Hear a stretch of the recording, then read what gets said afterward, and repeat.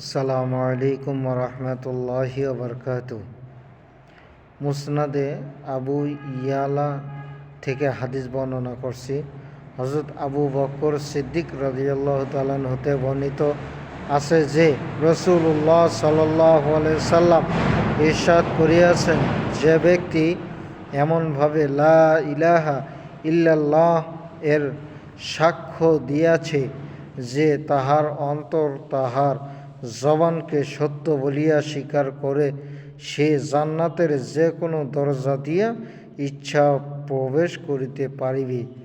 সুবহানাল্লাহ।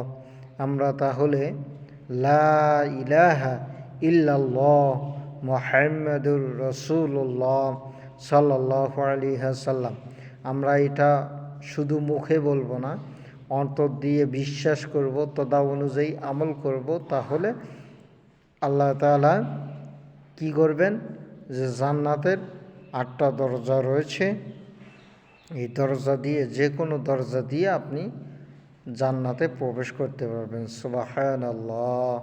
আমাদের সকলকে এর ওপর আমল করার তৌফিক দান করুন।